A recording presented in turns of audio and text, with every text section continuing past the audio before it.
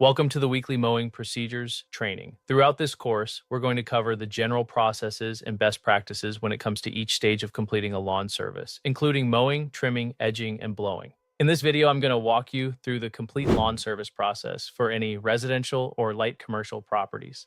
These are general guidelines based on the most efficient processes I've found over roughly 30 years in the lawn and landscape business. Every property is a little different, but this will give you the information you need to get started and a dependable process you can build on as you gain experience. The purpose of having a standard procedures is to make sure the work moves in a sensible order, the property is protected, and the customer receives a consistent service. Remember, we're not just there to cut the grass. We're there to maintain the lawn, leave the entire property looking finished, and avoid creating damage that takes more time and money to repair than it would have taken to prevent.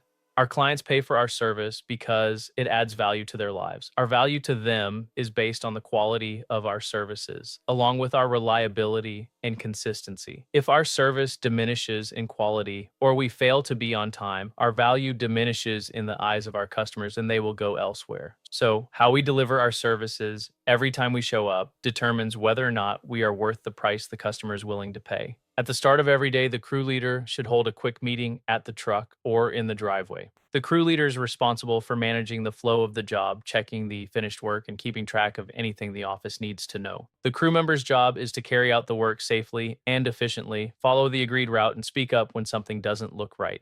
The office or administrative side keeps the route organized, communicates with customers, handles scheduling and invoicing, and follows up on quality control issues. When everybody knows their role, the work moves more smoothly. But if you have a question, ask it. Clear communication is one of the keys to getting the job done properly.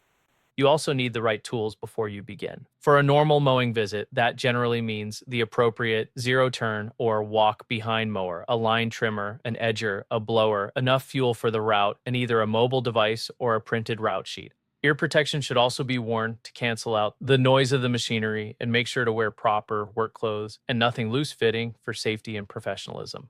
Before you start the day, make sure the equipment is ready to work. Don't roll out without enough fuel. Fueling should be a scheduled part of the routine, and it can happen at the start of the day before you head out, or at the end of the previous day, so everything is ready for the morning. The exact timing matters less than making it consistent. Check the mower's fuel, oil, tires, blades, and general condition according to your maintenance routine. Secure the equipment on the trailer and review the day's route before leaving.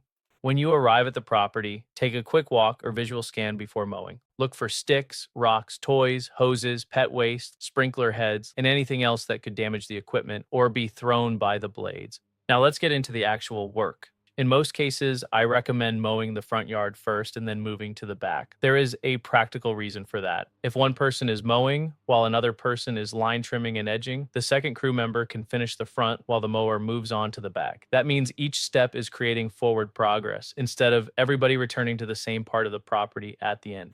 As you mow, use a pattern that reduces cleanup rather than creating more of it. Start with the perimeter where the layout allows, then mow the open areas in straight, controlled lines. Once you have completed the front lawn, drive the mower round to the back lawn and follow the same process there, starting with the perimeter and then mowing back and forth to complete the whole back lawn.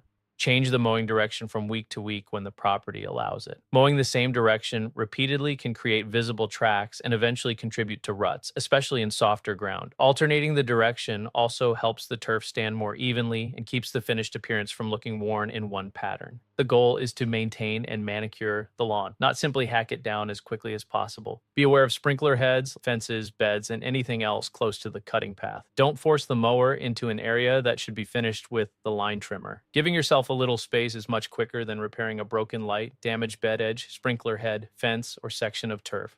Once the mowing is moving forward, line trim the areas the mower can't reach, including around trees, posts, fences, landscape beds, mailboxes, buildings, and tight inside corners. The trimmed height should blend with the mowed lawn. Avoid scalping around obstacles or creating bare rings around trees because those marks make the job look unfinished and can damage the turf. Edge the grass where it meets concrete, such as driveways, sidewalks, curbs, and ground level patios. A clean edge gives the property a finished look, but be careful around sprinkler heads and removable landscape lights near the pavement. Move anything that can safely be moved before edging and put it back when the work is complete. Blowing is the final cleanup step. And this is where a good mowing job can either look finished or still look incomplete. Make sure the hardscape surfaces are clean, including sidewalks, driveways, curbs, porches, decks, and patios. Lightly clear visible grass from landscape beds without disturbing the mulch, plants, or soil. Blow out the cracks and seams in driveways and sidewalks because grass left in those areas eventually breaks down into material where weeds can grow. Try to keep clippings on the customer's lawn and out of the street whenever possible. If grass does reach the road, sidewalk, porch, driveway, or a landscape bed, clean it up before leaving.